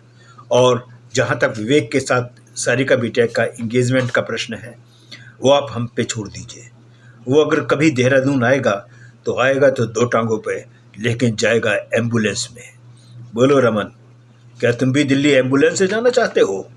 सॉरी डैडी, जैसा आप कहेंगे वही ठीक रहेगा। लेकिन आंटी की ये धारणा बिल्कुल गलत है कि अरेंज मैरिज अच्छी रहती है और लव मैरिज गलत। दरअसल ये लड़के और लड़की के टेम्परामेंट पर डिपेंड करता है। जो पेयर आपस में सामंजस्य नहीं बिठा पाते, उन्हीं की मैरिज में अवरोध उत्पन्न होता है। फिर उनकी लव मैरिज हो या अरेंज मैरिज, उससे कोई फ़र्क नहीं पड़ता। देखा भाभी, रमन आ गया ना लाइन पे। रमन, जाओ, जीप में पंडित जी बैठे हैं, उन्हें बुला लाओ। इसके बाद धूमधाम से सारिका और रमन की एंगेजमेंट सेरेमनी संपन्न हुई। विवाह की तारीख बसंत की रिहाई के 2 दिन बाद की रखी गई। एकांत में पाकर रमन ने सारिका से कहा, देखा, तुम बेकारी परेशान हो रही थी। मेरे डैडी शेर सिंह बहुत बड़े एक्टर हैं, सब ठीक कर दिया ना उन्होंने। अब जाओ, निश्चिंत होकर मेरे सपने देखो और मैं तुम्हारे सपने देखूंगा। रमन IPS में सेलेक्ट हो गया। 1 महीने बाद उसे ट्रेनिंग पर जाना था।